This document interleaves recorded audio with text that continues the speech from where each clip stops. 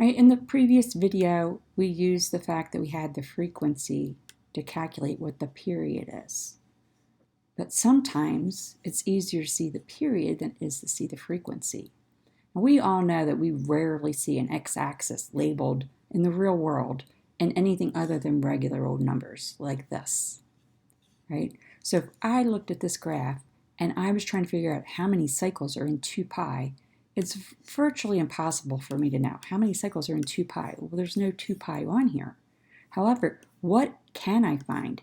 I can find how long it is for one cycle. In this case, one cycle, I start here, go back up to the top. So my period is 3 on this one, right?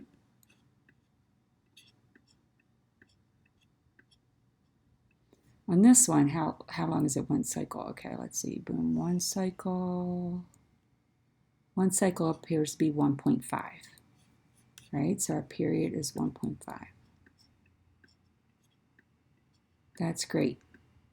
We're going to use the period to figure out the B value or our frequency. And the reason we're going to do that is because B is what goes into the actual equation. We need to know, if I wanted to write the equation for this graph, I need to know A, B, and C.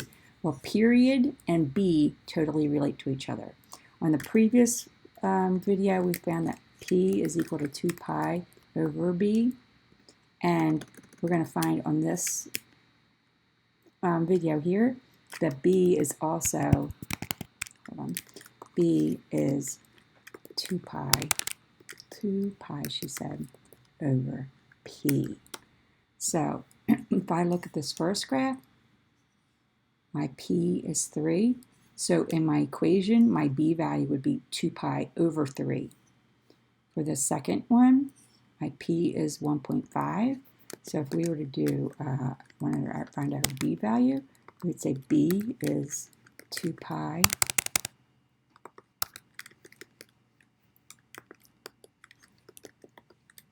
all right, 2 pi divided by 1.5. Well, we don't like to have anything but whole numbers in our denominator. So we want to rewrite this. Like instead of saying 2 pi over 1.5, I'm going to double both the numerator and denominator and say it's 4 pi over 3. Does that make sense to you? Like just multiply the top and the bottom both by 2, and what does that accomplish? Now I have a whole number. So the frequency of this would be 4 pi over 3. So in our equation, if I went to write the equation, I would say this is a negative sine function. The amplitude is 1. The C value is 0. It's not shifted up or down. But my B value is 4 pi over 3. So for the equation for the second one, be y equals negative sine of 4 pi over 3x plus 0. I won't write the plus 0, but that's the equation for this function. Okay, our A value is 1, so I don't bother writing it. It's negative sine. The C value is 0, so I don't bother writing it. But our B value is 2 pi over our period. Okay, the number one problem people have in this unit is confusing period and frequency. So period is usually easier to see on the graph, and then you use the period to calculate the frequency, and the frequency is what goes into the equation.